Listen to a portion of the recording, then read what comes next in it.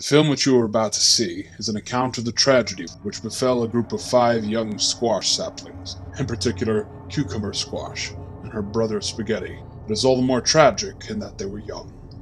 But had they lived very, very long lives, they could not have expected, nor would they have wished to see as much of the mad and macabre as they were to see that day. For them, an idyllic summer afternoon watering became a nightmare. The events of that day were to lead to the discovery of one of the most bizarre crimes in the annals of American history, the Texas Vine Borer Massacre.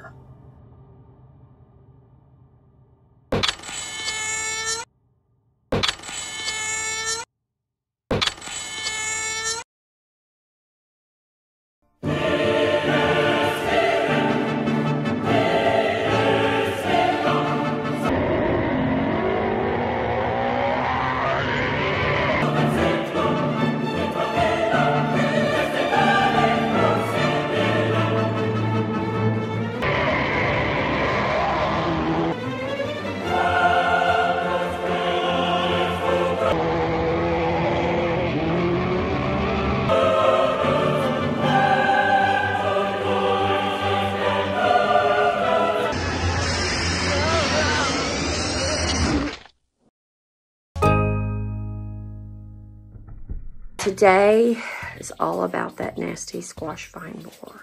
I wanted to talk to y'all about our squash apocalypse. So these are our squash beds. We used buckets, and as you can see, I've been pruning this morning because of the stinking powdery mildew that comes with all this rain. And there has been so much work going into keeping these babies alive, and we're still not out of the woods yet. And that is what I'm here to talk to you about today. Our squash, they were growing pretty good, probably about a month ago. And we were so excited. We had squash growing, coming on, fruit coming on, and we were just really, really excited about how our squash were doing. So I'm videoing or Marco Poloing my aunt and family, showing them our beds whenever I see an orange and black moth. And I'm thinking, I've never seen one of those before, so I need to look it up. I looked it up, and I accidentally looked up the squash bug. So, I mean, is it a pest? Yes. Is it going to kill my squash? No. So I was like, oh, it's okay. 2 days later, I see this moth again. And I think, one of these things is not like the others. I'm just going to double check myself. Well, I realized that I messed up big time whenever I looked it up the first time. So I realized it was a squash vine borer moth. Now, for those of you who do not know, a squash vine borer moth lays its eggs at the stem of your plant. And when the eggs hatch, that larva, that little caterpillar, bores itself into the stem and it starts feeding. And it feeds on your plant from the inside out. It will take down your plants. Everything that I looked and saw, it would take down like your whole garden bed of squash within a week. So, of course, freak out mode. This was like at 5 o'clock in the evening. You'll see some of the footage from that. At first, we just started trying to look for eggs. It was impossible because that was like an Amazon canopy of foliage. It was just crazy. We had so much. So I'm like, I'm going to have to trim back just so that we can even get in and see good. So I started pruning, and then we started finding eggs. So from what I've seen is you can cut this open, and a lot of times you can find the larva. So we're going to see if it happens, if we get lucky and it's in one of these stems, and it's not in that one. Okay, so we're going to go ahead and cut the next one. Well, we would know it. Oh, look at there, y'all. There's another egg. That's not good, because that means we probably have more. And that egg was up at the top by the leaf. And you know, they say that they only lay at the bottom down by the ground. But in this case, this is a pretty long little thing, and there's an egg up here. So it's actually not true in all cases. Where is it at? Right there. There it is. Working on our plant. And so if we found an egg, we cut that stem. We just didn't take any chances. Also, what they don't tell you is, you know, I had not mulched my soil. And so my soil was dark and any soil bits and pieces were on my stems, well, it was hard to tell the difference between that and eggs sometimes. So if we found eggs, we just trimmed them. As a matter of fact, we pulled one plant because we found like 7 eggs on that plant. And that was another thing. On what I had watched, now I was outside, y'all, pulling up YouTube videos to watch while I was working on the squash, okay? Because dark was coming and I didn't want to leave those eggs on there. But most people were saying that they'll lay an egg or 2 on one plant and then they move on. Well, no, I found 7 on one plant. So that wasn't completely true, at least on in our case. So we trimmed, and when we were finished, you'll see in the pictures, it was pitiful, okay? It looked like they had been ravaged by something. And all of their little bodies were just laid over the side of the bucket, just hanging. I mean, we just knew the next morning I was going to come back out and they were going to all be dead.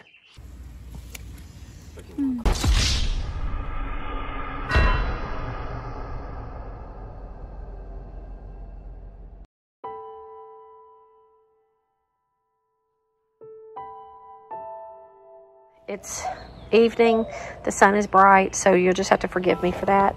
But look down my row. Now, it's still very sad if you knew what my row looked like before, because you couldn't hardly see buckets, except down here on the side at the bottom.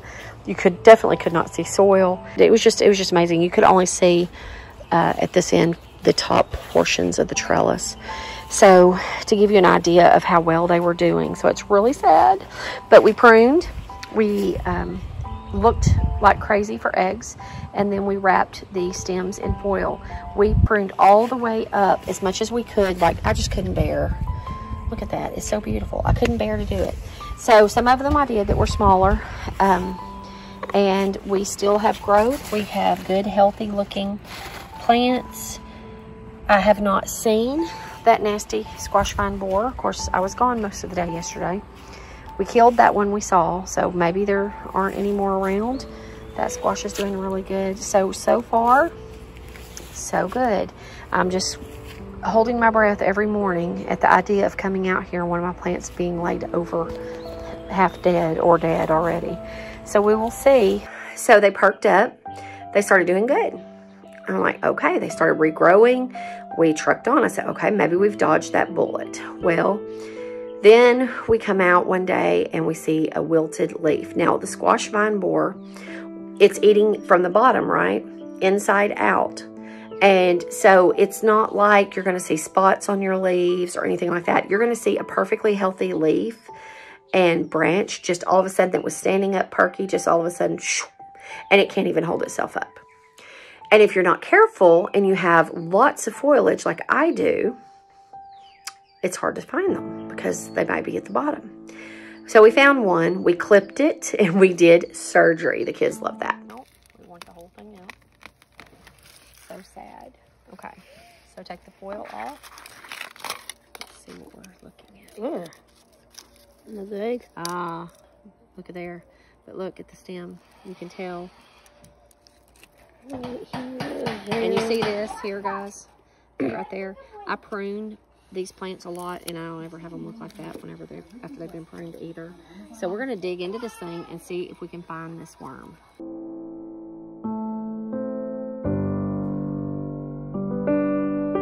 We did surgery on that branch, and we found the larva. So we burned it. You do not want to put that in your compost, by the way, because they will just eat and then hibernate. Because what these larvae do when they finish eating and they get to be ready to hibernate, they burrow down into your soil and hibernate there. So guess what's going to happen the next year? They're going to come out and you're going to have squash vine borer moths all over again. Except you will have more. So you want to burn those. And so we put it in, we burned it, and moved on. Still expecting the worst. We did great. Things perked up and come on. And that's kind of how we've been since then. We actually had probably 2 good weeks where we didn't find anything. And we thought, okay, we're out of the woods. We're going to make it. We nipped it in the bud. We got it while it was in. And then all of a sudden one day I saw another moth. I was like, crap. So we caught that one. And I got it in a jar, and I gave it to Andrew, and I said, take it up there, get something that you can kill it with, get a shoe or something, and kill it. And, you know, get it up there on the concrete. Well, when he went to lift that jar, he did not get it, and it got away. And it's then when it all started to come together. And so we went back, pored over every photo, re-examined every word, looked over every last shred of evidence, and it all led us to one inescapable, glaring question. Why didn't Andrew kill the bug? Was Andrew in on it? Was he a part of everything? What do we know about him? Yes, he appears an innocent, sweet little boy on the outside. But if you look into his eyes, those were the eyes of a psychopath. A total wackadoo who will stop at nothing to chop up a plant and see what's inside. Is it possible he could have been working with the moth this entire time? And then we found it. The piece of evidence to blow this whole case wide open. A phone call between the boy and the moth itself.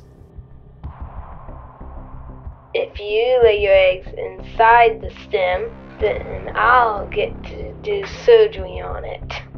Cut it open and play with all the plant guts. What do you think?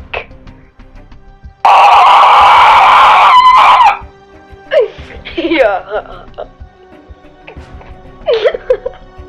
The perfect crime. You can't handle the truth! My only saving grace thus far has been that I am living out here in this garden, and I am so in awe of the beauty of it and the growth that I see. I'm constantly watching. And so you will hear Jess Sowards loves to say that the best medicine for your garden is the gardener. And she's right, because there's no way we would have caught it and they would be dead right now. And we're harvesting right now patty pan almost every day, squash and zucchini every day. And so, you know, I just want to encourage you. BT, they say, will help. I have some friends that messaged me and said BT has really helped. She lost all of hers last year. And it is organic, I believe. So I'm going to pick some of that up today, and I'm going to spray with BT, and we're going to see. But so far, so good. This morning, every morning while I'm teaching, Barry comes out, and he's looking at the garden. And this morning, I stuck my head out, and I was like, how are my babies? And he's like, they're still alive. They're still working. So I just want to encourage you, if you have stuff, it's so frustrating, and it's so aggravating when you're constantly battling something. And last night we were eating some of our fresh squash and zucchini and patty pan from the garden.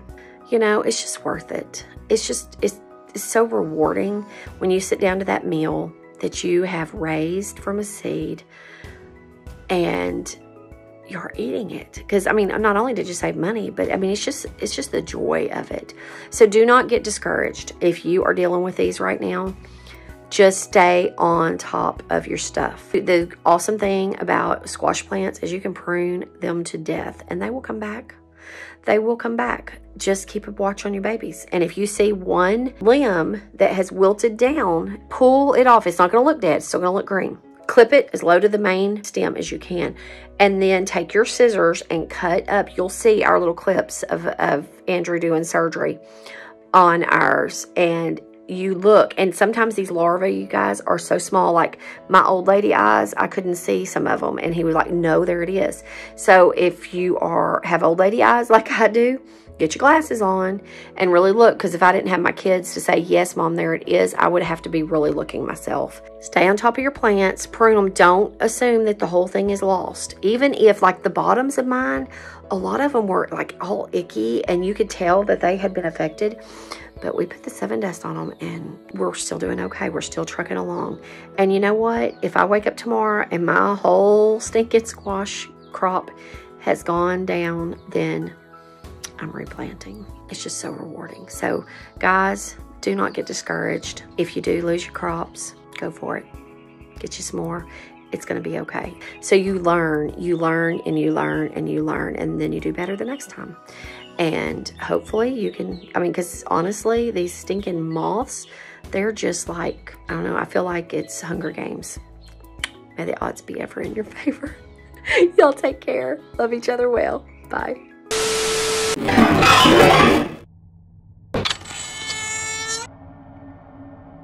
This is the only known image of the creature known as the Vine Borer Moth. The case remains open to this day.